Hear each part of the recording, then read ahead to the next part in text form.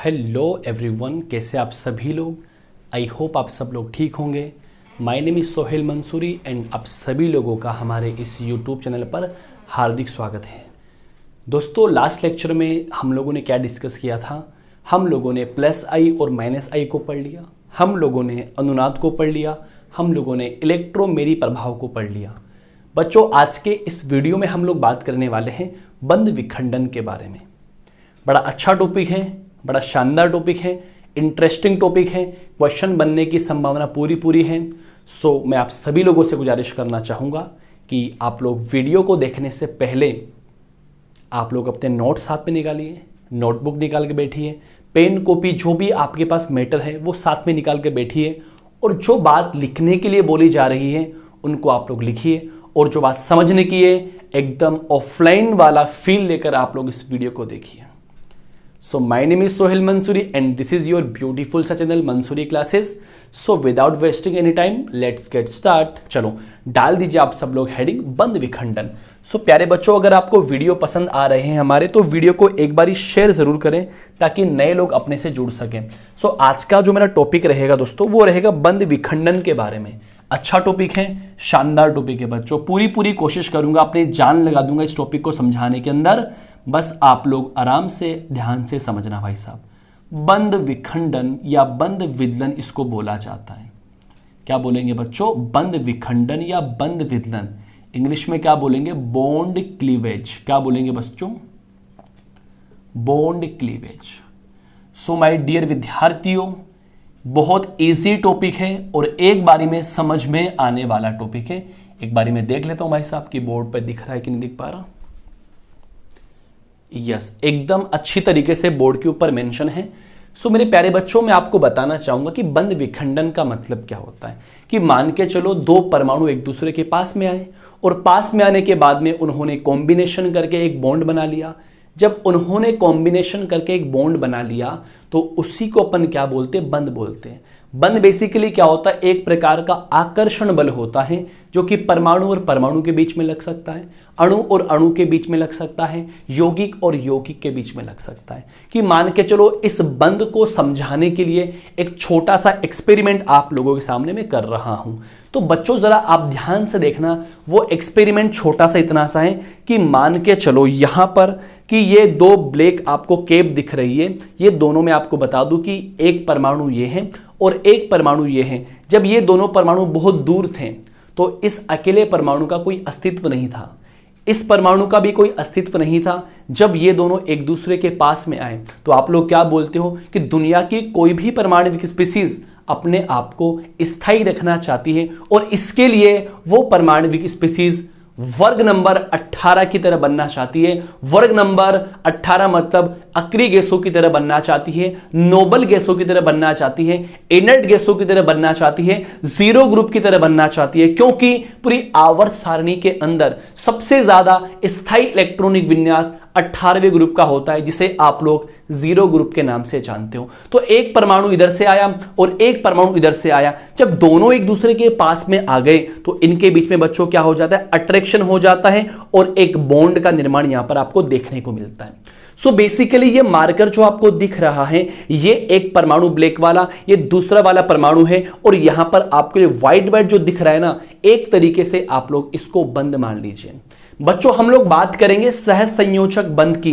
अब सवाल उठता है कि सहसंयोजक बंध क्या होता है। आप सभी लोग जानते हैं कि ऐसा बंध जो इलेक्ट्रॉन की साझेदारी से बनता है, या फिर आप ऐसे कह सकते हो ऐसा बंध जो ऑर्बिटल की ओवरलैपिंग से बनता है, ऑर्बिटल के अतिव्यापन से बनता है। सो इन दोनों के बीच में क्या बना हुआ है? सहसंयोजक बंध बना हुआ है। इस सहसंयोजक बंध के अंदर मेरे बच्चों दो इलेक्ट्रॉन हैं। एक इलेक्ट्रॉन इस वाले परमाणु का है और बच्चों एक इलेक्ट्रॉन इस वाले परमाणु का है। अब जो ये बंध बना है आकर्षण से बना है। अब बंध बन तो गया, लेकिन टॉपिक क्या है मेरा? बंद विदलन प्यारे बच्चों। मतलब बंध को तोड़ना है और कौन से बंध को तोड़ना है बच्चों? आप लोगों को सहसंयोजक बंध को तोड़ना है। सो प्लीज बंद विखंडन की परिभाषा क्या होती है मेरे बच्चों? जरा आप लोग ध्यान देना दोस्तों, मैं समझाता हूं आप लोगों को बंद विखंडन का एक्चुअल मतलब क्या होता है। सहसंयोजक देखना प्यारे साथियों, नोट्स भी शानदार तरीके से आप लोग बनाते रहे दोस्तों। सहसंयोजक बंध का टूटना, सहसंयोजक बंध का टूटना, सहसंयोजक बंध का टूटना बंध विखंडन कहलाता है। समझने की आप कोशिश करना, बंध विखंडन कहलाता है, बंध विखंडन कहलाता है। ओके माय डियर, अब आप लोग मुझे एक बात बता दो ना यार कि बंध विखंडन के अंदर आप लोगों ने कौन से वाले बंध को तोड़ा? सहसंयोजक बंध को तोड़ा। Yes, okay. और सहसंयोजक बंध क्या होता है दोस्तों? सहसंयोजक बंध का मतलब होता है ऐसा बंध जो कक्षकों के अतिव्यापन से बनता है या इलेक्ट्रॉन की समान साझेदारी से बनता है। तो आप लोगों को सहसंयोजक बंध को तोड़ना है, इसी को अपन क्या बोलते हैं? बंध विखंडन बोलते हैं। मेरे प्यारे साथियों की मान के चलो, बंध विखंडन को अगर मैं एक्सप्लेन करूं कि बंध किस तरीके से टूटता है, तो इस आधार पर बॉन्ड क्लीवेज को दो भागों के अंदर बांटा गया है बच्चों। एक भाग जो होता है उसका नाम है समांश विखंडन और एक भाग जो है उसका नाम है विषमांश विखंडन। तो पहला कौन सा है मेरे बच्चों? समांश विखंडन, समांश विखंडन। और इसको इंग्लिश में बच्चों बोलते हैं होमोलाइटिक क्लीवेज। क्या बोलेंगे? Homolytic cleavage. आप लोग इंग्लिश भी याद रखें, homolytic cleavage. Okay my dear. और एक होता है मेरे बच्चों विषमांश विखंडन, विषमांश विखंडन। देखो हिंदी में थोड़ी दिक्कत हो सकती है लिखने के अंदर, बाकी आप लोग टॉपिक समझ रहे हो दोस्तों ना। विखंडन, विषमांश विखंडन। और अंग्रेजी में इसको अपन क्या बोलेंगे? हेटेरोलाइटिक क्लीवेज, हेटेरोलाइटिक क्लीवेज। ओके। सो दो प्रकार का बंध विखंडन होता है बच्चों, एक तो होता है समांश विखंडन, एक होता है विषमांश विखंडन। समांश विखंडन का मतलब होता है कि बंध का ऐसा विखंडन जिसमें बंधित परमाणु के इलेक्ट्रॉन्स कहां पर चले जाए? अपने अपने परमाणु के पास चले जाए। कि मान के चलो मैं समझाता हूं कैसे, कि समांश विखंडन का मतलब क्या होता है कि बंध का ऐसा विखंडन जिसमें बंधित परमाणु जो होते हैं ना, उनके जो इलेक्ट्रॉन्स हैं, कि ये आपने क्या देखा, ये हमारा है बेसिकली एक अणु है और इसमें जो ये वाला बंध बना हुआ है इसके पास दो इलेक्ट्रॉन है, एक इलेक्ट्रॉन ए का है और एक इलेक्ट्रॉन बी का है। तो बच्चों ऐसा विखंडन जिसमें ए अपना इलेक्ट्रॉन लेके चला जाए और बी अपना इलेक्ट्रॉन लेके चला जाए, इस प्रकार के विखंडन को बोला करते हैं समांश विखंडन। और यह विखंडन बेसिकली सूर्य के प्रकाश की प्रेजेंस में होता है, सूर्य के प्रकाश की प्रेजेंस में होता है।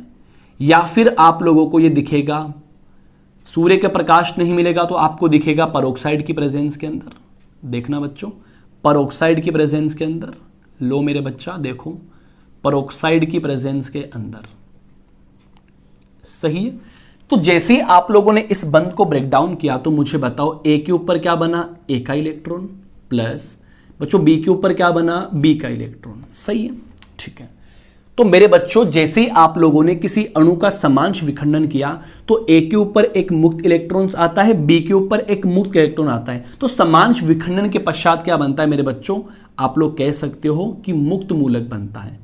क्या बनेगा बच्चों? मुक्त मूलक बनता है।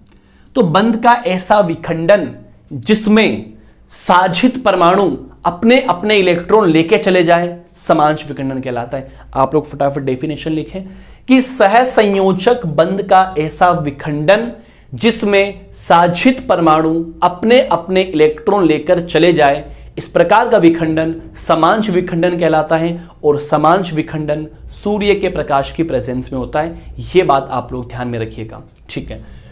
तो आप लोग छोटे छोटे पॉइंट्स क्या लिख सकते हो कि ये जो होगा सूर्य के प्रकाश के प्रेजेंस में होगा,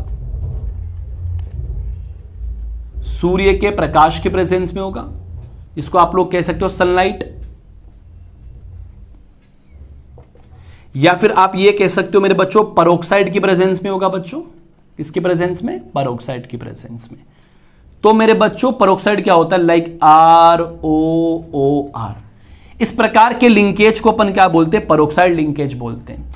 और एक बात ध्यान रहे कि जो बंधित परमाणु हैं, जो बंधित परमाणु हैं,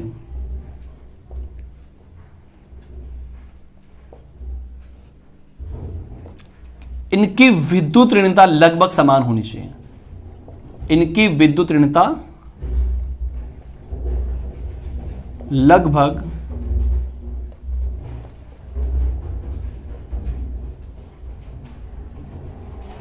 समान होनी चाहिए।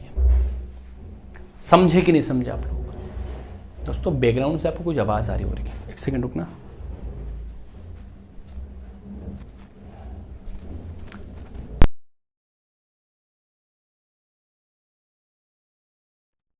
सेकंड आप लोग रुको, बैकग्राउंड से आपको कोई आवाज आ रही होगी दोस्तों, सो आपको डिस्टर्ब ना हो इसलिए मैं माइक को एक बार बंद कर देता हूं।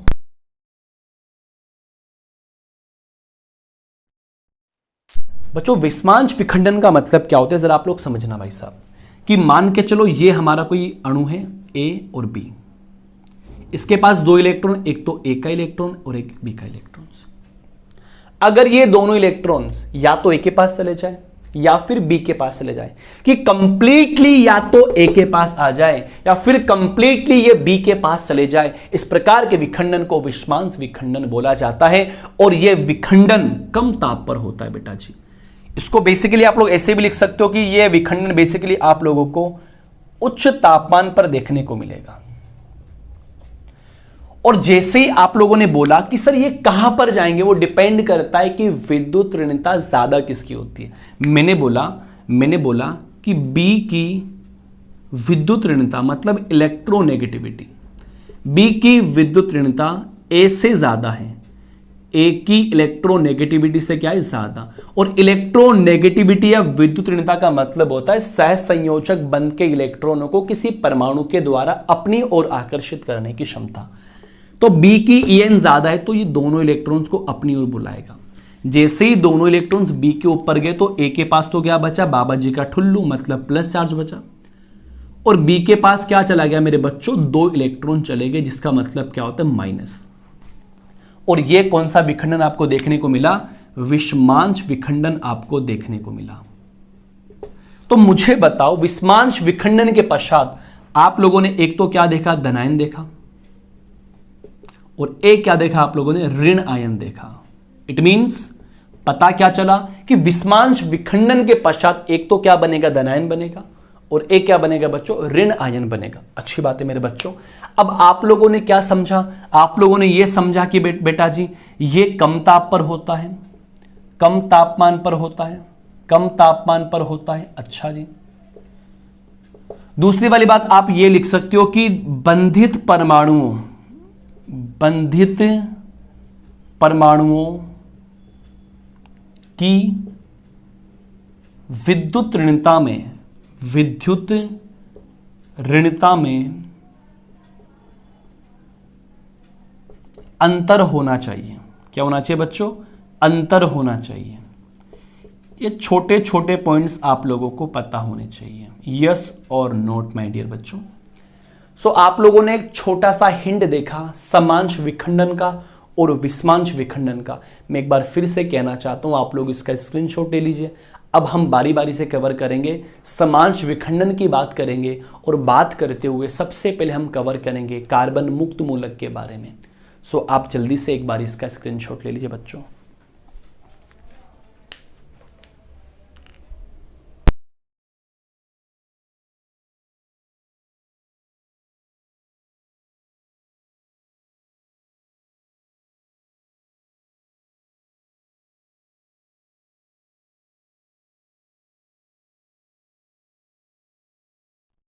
मेरे प्यारे दोस्तों, अजीज दोस्तों, आप सब लोग डाल दीजिए समांश विखंडन, डिटेल में डिस्कस करेंगे।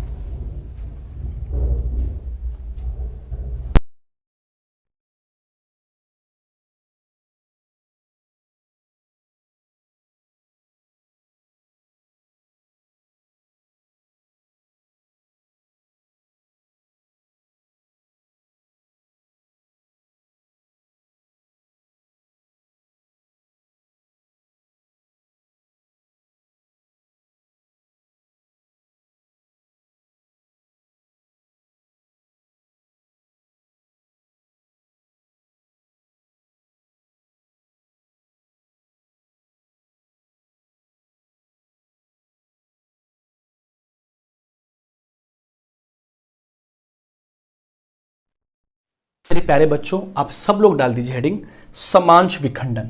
अच्छी तरीके से अपन इसको पढ़ेंगे और एक एक पॉइंट को अपन लोग समझेंगे मेरे बच्चों।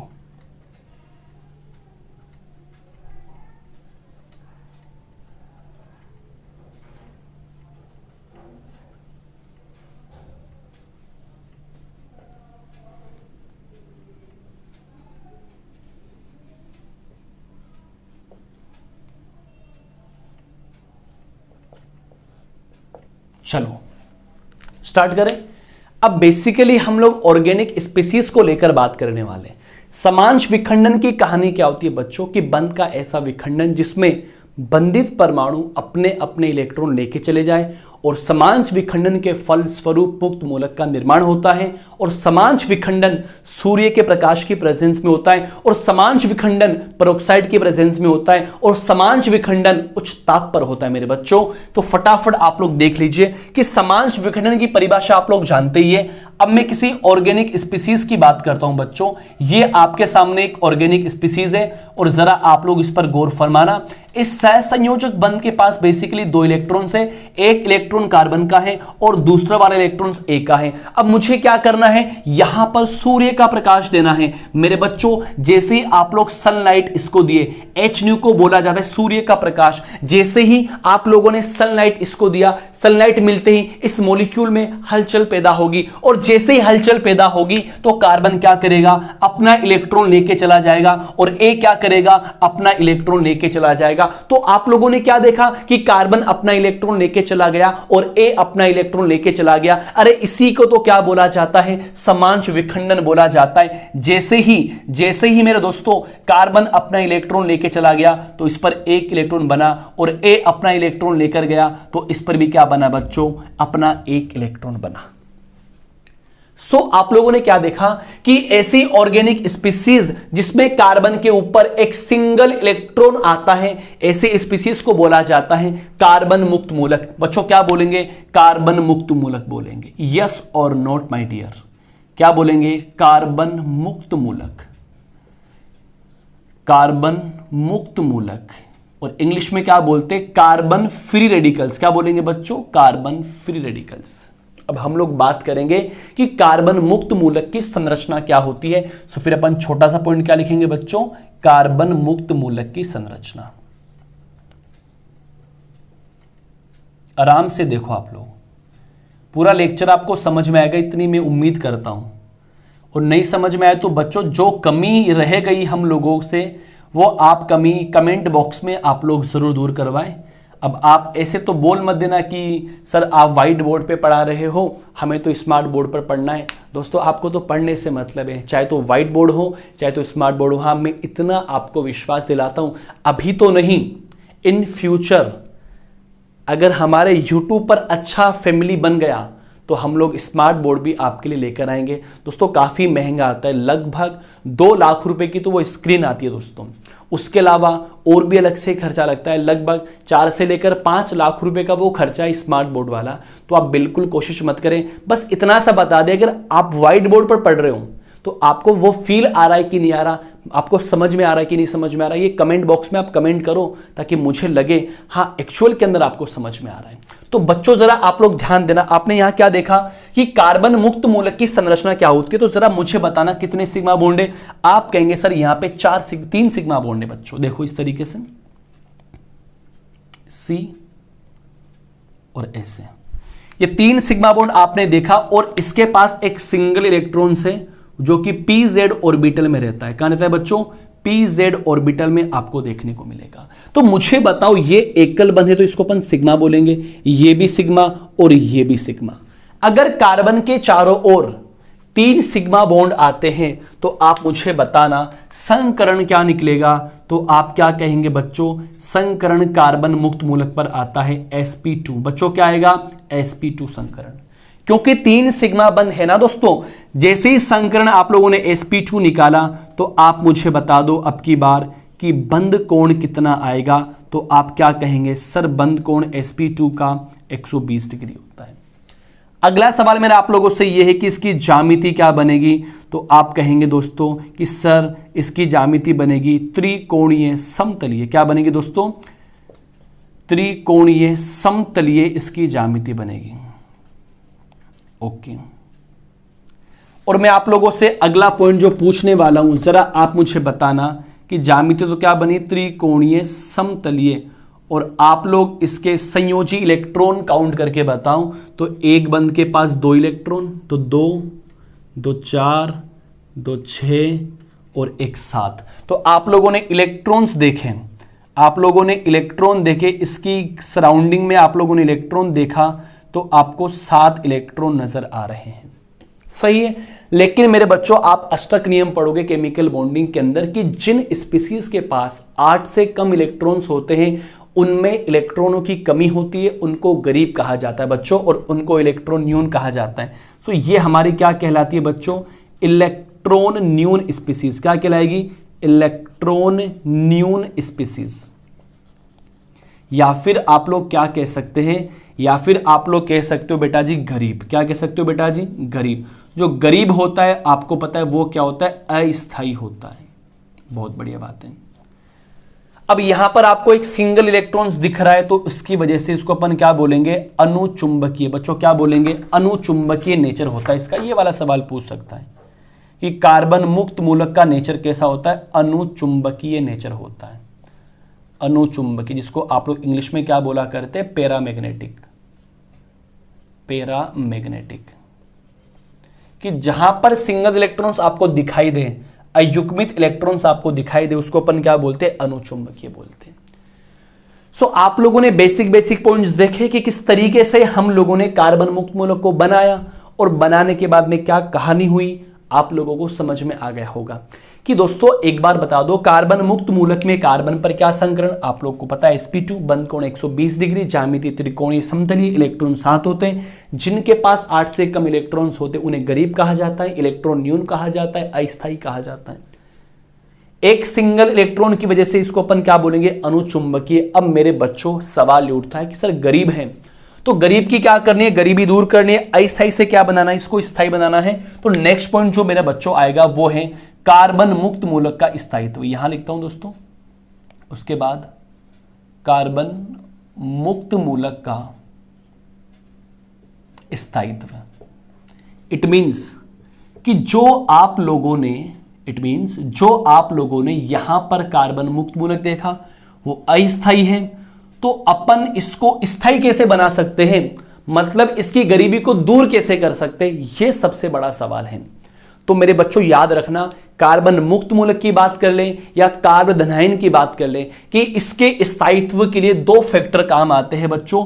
पहला फैक्टर होता है प्रेरण प्रभाव। क्या होता है बच्चों, प्रेरण प्रभाव। इसको आप लोग क्या बोलते हो, इंडक्टिव इफेक्ट, जो कि मैंने आप लोगों को प्रीवियस वीडियो के अंदर पढ़ा दिया। इंडक्टिव इफेक्ट याद करो, प्लस आई और माइनस आई हो रहा था, प्लस आई माइनस आई हो रहा था। दूसरा जो फैक्टर आता है इसकी गरीबी को दूर करने वाला, उसका नाम आता है बच्चों अति संयुग्मन। क्या नाम आता है, अति संयुग्मन। अति संयुग्मन, जिसको आप लोग क्या बोलते हो, हाइपर कॉन्जुगेशन। क्या बोलते हो बच्चों, हाइपर कॉन्जुगेशन। कि ये बच्चों 2 फैक्टर है ना कार्बन मुक्त मूलक की गरीबी को दूर करने के लिए पैदा हुए हैं।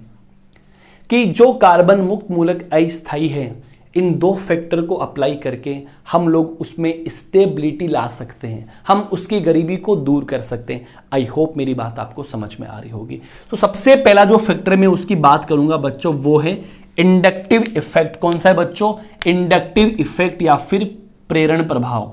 पहला फैक्टर बच्चों कौन सा है, प्रेरण प्रभाव। समझने की आप लोग कोशिश करें, जिसको आप लोग क्या कहेंगे, इंडक्टिव इफेक्ट। इट मींस कि किस तरीके से प्रेरण प्रभाव के द्वारा कार्बन मुक्त मूलक अस्थायी से स्थायी बनता है, गरीब से अमीर बनता है। समझाने की कोशिश करता हूं। इसके अंदर भी हम लोग यूज करेंगे बेसिकली प्लस आई प्रभाव। अरे याद करो, प्लस आई का मतलब था इलेक्ट्रॉन देने वाला, इलेक्ट्रॉन डोनेटिंग ग्रुप, इलेक्ट्रॉन दाता वाला भाई साहब। सही है। देखो मान के चलो कुछ स्पीसीज आपके सामने में ड्रॉ कर रहा हूं, आप लोग शायद समझदार होंगे कि मेरा जो कार्बन मुक्त मूलक था उसकी 3 फ्री संयोजकता है दोस्तों, और मैंने क्या किया, उन तीनों पर क्या लगा दिया बच्चों, CH3 CH3 CH3 लगा दिया। ओके, एक बार 3 पे लगा दिया और एक बार मैंने कितनों पे लगा दिया बच्चों, 2 पर लगा दिया। देखना आप लोग, समझना क्या कहानी यहां से बनती है। और फिर अब की बार मैंने क्या कर दिया, अब की बार मैंने सिर्फ 1 पर CH3 लगाया, जबकि करीब तीनों हैं। और अब की बार मैंने क्या किया, कहीं पर भी मैंने CH3 को नहीं लगाया। ओके माय डियर पीपल, ठीक है। सो आपको पता होना चाहिए कि मैंने प्रीवियस वीडियो के अंदर आपको एक्सप्लेन किया था प्रेरण प्रभाव क्या होता है, +I और -I क्या होता है। CH3 का जो प्रभाव होता है ना, वो इलेक्ट्रॉन देने का होता है। ये इलेक्ट्रॉन देने का काम करेगा, और जैसे ही यहां पर इलेक्ट्रॉन देने का काम करेगा तो बताओ यहां इसको इलेक्ट्रॉन्स मिलेंगे, और ये गरीब से क्या बन जाएगा बच्चों, अमीर बन जाएगा। अस्थायी से क्या हो जाएगा, स्थायी हो जाएगा। तो मुझे बताओ यहां पर जो कार्बन मुक्त मूलक, जो ये गरीब सेंटर है, जो ये गरीब सेंटर है, इस गरीब सेंटर को कितनी जगह से हेल्प मिल रही है? आप कहेंगे जनाब 3 जगह से हेल्प मिल रही है। सो इस वाले गरीब को कितनी सेंटर से हेल्प मिल रही है? आप कहेंगे सर 2 जगह से इसको हेल्प मिल रही है, क्योंकि हाइड्रोजन का प्रेरण प्रभाव तो 0 होता है, मैंने सिखाया था प्रीवियस वीडियो के अंदर। और यहां पर इस वाले गरीब को कितने लोग हेल्प कर रहे हैं? सिंगल लोग हेल्प कर रहे हैं, और बेचारे को यहां पर एक भी जन हेल्प नहीं कर रहा। तो अब मुझे बताओ, अरे मेरी बात सुनो दोस्तों, एक थे कि मानकर चलो थे बहुत गरीब इंसान, थे कार्बन और थे बहुत गरीब इंसान, और अगर थारा 3 पड़ोसी रहे तो मन थे, एक बात बताओ, अगर वे तीनों पड़ोसी तुम्हारी हेल्प करें, अगर वो तीनों पड़ोसी आपकी हेल्प करें, आपकी मदद करें, तो बताओ आप लोग ज्यादा स्थायी बनेंगे। अब की बार उन 3 में से 2 लोग हेल्प करें, 1 लोग कंजूस रहे दोस्तों, तो पहले वाले से थोड़ा कम स्थायी हो जाओगे दोस्तों। और अगले वाले केस के अंदर क्या है कि 1 हेल्प करे, 2 लोग हेल्प नहीं करें, तो दूसरे वाले से भी थोड़े कमजोर हो जाओगे आप लोग। और अगले वाले केस में कोई हेल्प ना करे तो सबसे कमजोर हो जाएंगे आप लोग। सो मुझे बताओ, अगर मैं इसको ब्यूटी पार्लर वाले कॉन्सेप्ट के अंदर भेज दूं, आपको पता है कि मेरा ब्यूटी पार्लर कॉन्सेप्ट क्या होता है, कि ये मंजूलिका है खुले बाल वाली, और इस मंजूलिका को जो खुले बाल है, उस खुले बालों का अपने को जोड़ा बनाना है। आप बनाते हो ना लड़कियों, आप ही तो बनाते हो कि यहां पर वो बालों का एकदम कटोरा सा यहां पे बैठ जाता है ना, उसी को आप लोग जोड़ा बोलते हैं। और कई लोग ऐसे पफ बनाते सुंदर दिखने के लिए, और पफ के साथ साथ में आंखों में काजल भी लगा दे ताकि सुंदरता झलके। जिस तरीके से अपने आप को सुंदर रखने के लिए आप अलग अलग कारनामे करते हो, लाइक पफ बनाते हो, लाइक जोड़ा बनाते हो, लाइक काजल लगाते हो, लाइक मेकअप करते हो, तो उसी तरीके से आप लोगों को सिलेक्शन लेने के लिए अपने नोट्स के साथ साथ दिमाग को भी क्या करना है, सुंदर रखना है मेरे बच्चों। सो अगर मैंने इसको कहाँ भेज दिया, ब्यूटी पार्लर में, तो बताओ कितने CH3? तो आप कहेंगे जनाब 3 CH3 है, ये लो। और कितना कार्बन? 1 कार्बन, 3 CH3 और 1 कार्बन पर मुक्त मूलक। अगर मैंने इसको भेजा तो बच्चों कितने CH3? आप कहेंगे सर 2 CH3, और CH पर क्या बना हुआ है बच्चों? मुक्त मूलक। जी हाँ, बिल्कुल सही है। और यहां पर आप लोग जरा देख के बताना, इसको मैंने क्या बोलूंगा, CH3, और ये क्या बन गया मेरा CH2, यस और नोट। और इसको अपन क्या बोलेंगे, CH3 मुक्त मूलक। तो प्यारे साथियों, अब जरा ध्यान से देखना आप सब लोग इधर, कि भाई साहब इस कार्बन ने डायरेक्टली कितने कार्बन को टच कर रखा है? तो आप कहेंगे जनाब 3 कार्बन को टच कर रखा है। सो इसलिए मैं और इसको नाम दूंगा 3 डिग्री। क्या दूंगा बच्चों? 3 डिग्री, या इसको अपन बोलते तृतीयक। क्या बोलते हैं बेटा जी? तृतीयक, 3 डिग्री, यस और नोट। इसको मैं क्या बोलूंगा बच्चों? आप लोग जानते हैं पहले से 2 डिग्री, या इसको अपन क्या बोलेंगे? द्वितीयक। क्या बोलेंगे बच्चों? द्वितीयक। और इस मुक्त मूलक ने कितने कार्बन को टच कर रखा है? 1 को तो अपन क्या बोलेंगे? 1 डिग्री, या फिर प्राथमिक। और यहां पर इसको बोलते हैं सुपर 1 डिग्री, या फिर ऐसे लिख दूं मैं इसको, एज इट इज। तो मेरा सवाल आप लोगों से यह है कि ये आप लोगों ने जो अलग अलग टाइप के मुक्त मूलक देखे, कार्बन मुक्त मूलक देखे, इनमें सबसे ज्यादा स्थायी कौन बनेगा? इट मीन सबसे ज्यादा जो गरीब था उसकी गरीबी दूर कब ज्यादा खत्म होगी? तो आप कहेंगे जब लोग 3 लोग मदद करेंगे। तो मुझे बताना मेरे साथियों कि यहां पर स्थायित्व का क्रम क्या आएगा? जल्दी से बताना, स्थायित्व का क्रम क्या आएगा? भाई साहब एग्जाम का सवाल है। तो स्थायित्व का मतलब क्या होता है कि गरीबी दूर ज्यादा कब होगी? अरे जब ज्यादा लोग मदद करेंगे तब गरीबी दूर कम होगी, या कम लोग हेल्प करेंगे तब गरीबी दूर होगी? तो आप क्या कहेंगे? ज्यादा लोग मदद करेंगे। तो यहां पे 3 लोग मदद कर रहे हैं, सो इसका जो स्थायित्व होगा, इसकी गरीबी सबसे पहले दूर होगी। फिर इसके बाद में कौन आएगा मेरे बच्चों? 2 डिग्री आएगा। कौन आएगा बच्चों? 2 डिग्री। समझने की कोशिश करना आप लोग। देखो बच्चों, आसान तरीके से मैं आपको एक्सप्लेन कर रहा हूं, फिर भी आप लोगों को कुछ समस्या आती है तो आप लोग कमेंट बॉक्स में कमेंट कर सकते हैं, ताकि हम आपकी प्रॉब्लम का सॉल्यूशन कर सकें। और आई होप आप वीडियो को बहुत अच्छे से एंजॉय करते हैं, मुझे पता है दोस्तों। तो आपको पता क्या लगा मेरे बच्चों कि 3 डिग्री सबसे ज्यादा स्थायी होगा, फिर 2 डिग्री, फिर 1 डिग्री, फिर सुपर 1 डिग्री। ये होता है स्थायित्व का क्रम, और यही वाला सवाल आपकी एग्जाम ने बहुत बार पूछा है। मोस्ट इंपोर्टेंट बेटा जी, एमआई क्या लिखोगे इसके ऊपर? एमआई मतलब मोस्ट इंपोर्टेंट। ये वाला सवाल आपकी एग्जाम ने बहुत बार पूछा है, सो इसको आपको ध्यान में रखना है बच्चों। और आप लोग भी इस पर स्टार ऐसे ही बनाओगे, नोट सुंदर तरीके से आप लोगों को बनाने हैं। चलो ठीक है, अच्छी बात है। अब जरा मैं आपको एक बात ये समझाता हूं कि सर, कि मान के चलो 2 मुक्त मूलक मैंने ऐसे भी देखे हैं। स्पेशल नोट देखना दोस्तों, स्पेशल नोट।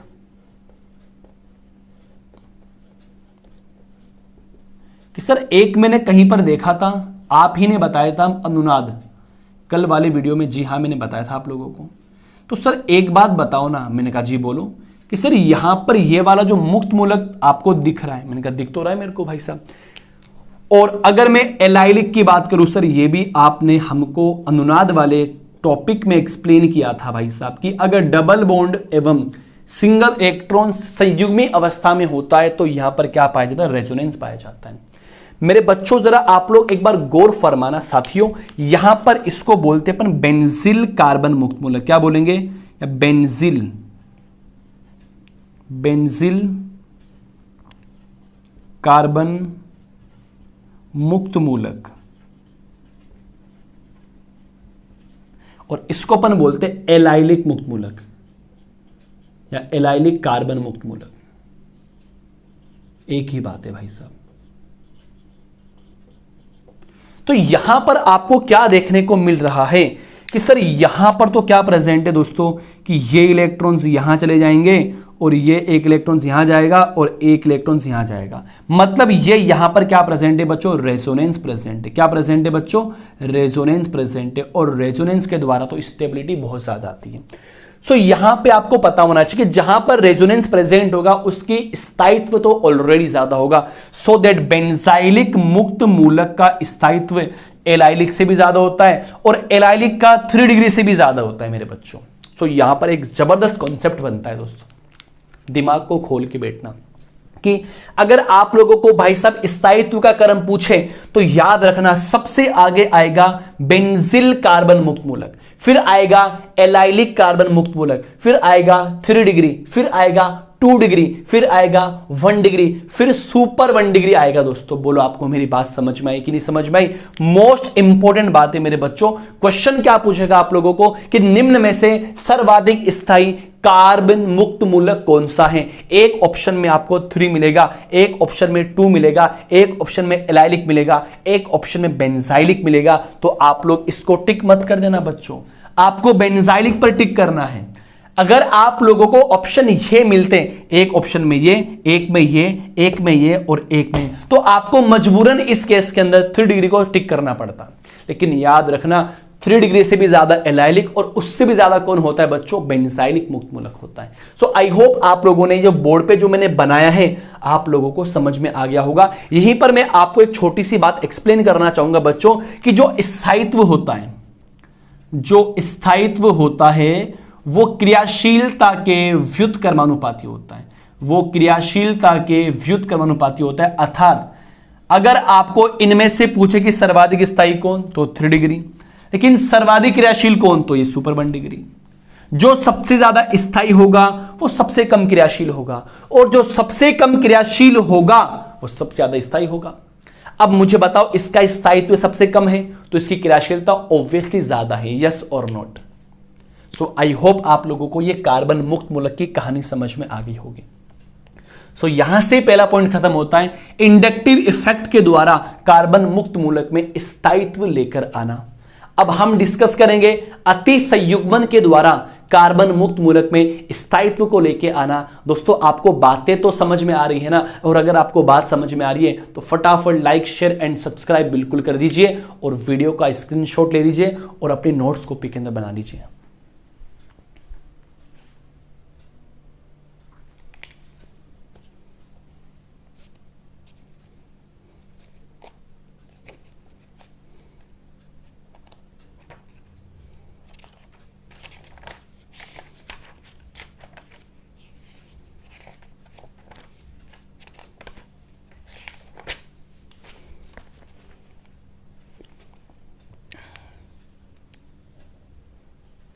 चलो अब अपन देखेंगे मेरे प्यारे बच्चों, देखो कितना प्यारा कितना जबरदस्त यहां पर मैंने बोर्ड वर्क आपके लिए किया है। तो इतना ही प्यारा काम आप अपने नोट्स कॉपी के अंदर बनाएं। दोस्तों मैं आपसे वादा करता हूं कि जब जेट एग्जाम 2023 होगी तब तक ऑर्गेनिक कंप्लीट में सिलेबस का अपलोड कर दूंगा, इनऑर्गेनिक कंप्लीट अपलोड कर दूंगा और फिजिकल केमिस्ट्री भी ऑलमोस्ट में अपलोड कर दूंगा। और दोस्तों एक सिंगल क्वेश्चन भी आपके यहां से बाहर नहीं जाने वाला। ओके माय डियर, सो आप लोगों फटाफट इसको स्क्रीनशॉट आपने ले लिया होगा। फिर अपन देखते हैं दोस्तों इसके बाद कि अति संयुग्मन के द्वारा किस तरीके से स्थायित्व को इंक्रीज किया जाता है। मेरा तो मिटाने का मन ही नहीं कर रहा इसको। कितना सुंदर काम है दोस्तों, सिर्फ आप लोगों के लिए। बोल दो ना जरा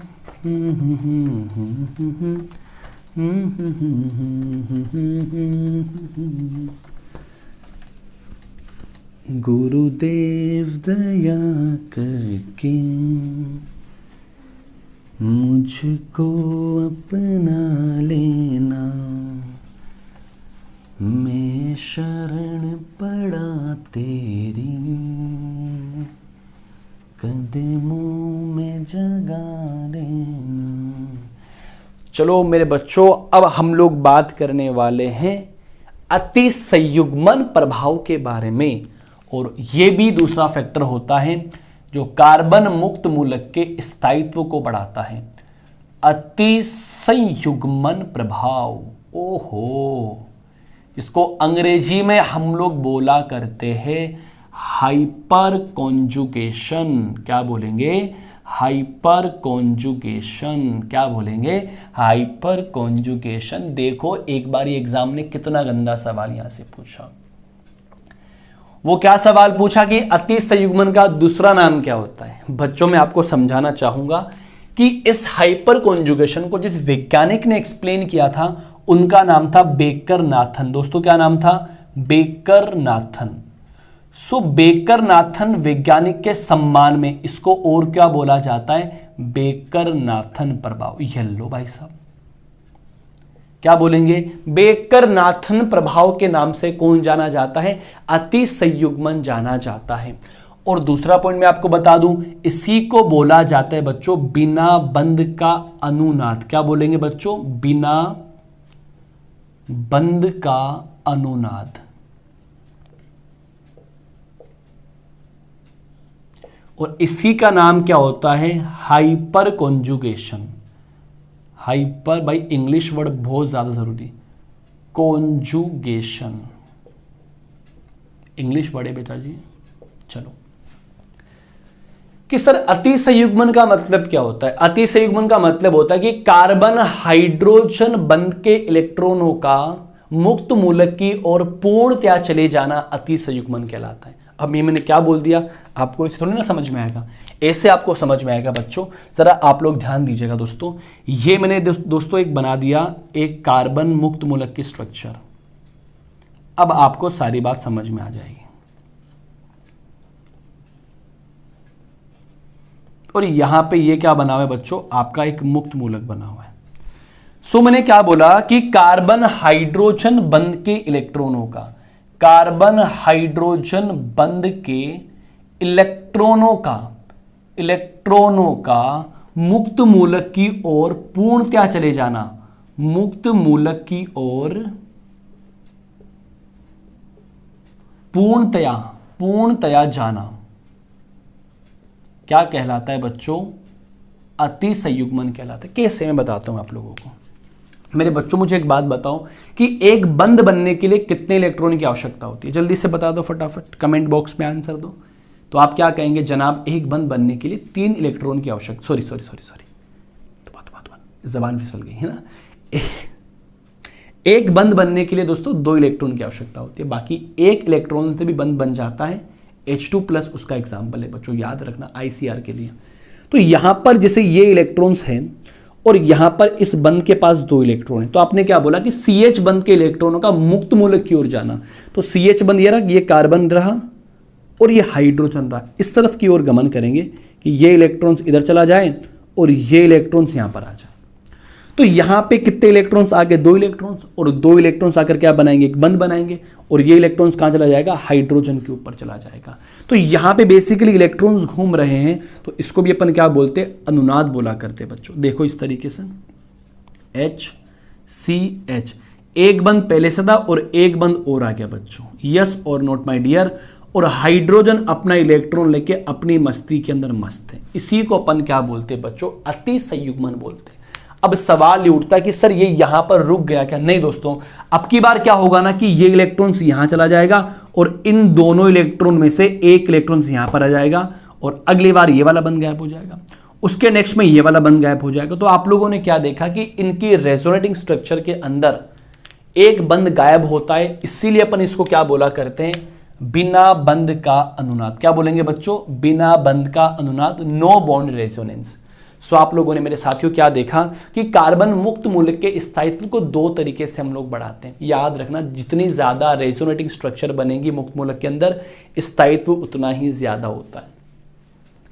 आई होप आपको ये बात समझ में आ गई होगी। नेक्स्ट वीडियो के अंदर हम लोग कवर करेंगे कार्बोकेटायन एवं कार्ब एनायन के बारे में बच्चों, और वहीं पर हम लोग कार्बिन को कवर करेंगे, वहीं पर हम लोग नाइट्रीन को कवर करेंगे। एक छोटे मोटे एग्जाम्पल देख लो बच्चों, कि मान के चलो अगर एग्जाम में पूछ भी ले आप लोगों से कि ये हमारा एग्जाम्पल है, ओहो ये हमारा एग्जाम्पल है, मैंने कहा बिल्कुल आपका एग्जाम्पल है, जी हाँ, इसको आप लोग क्या बोलते हो, टोलुइन बोलते हो। क्या बोलेंगे बच्चों, टोलुइन बोलेंगे, सुन लो जरा ध्यान से।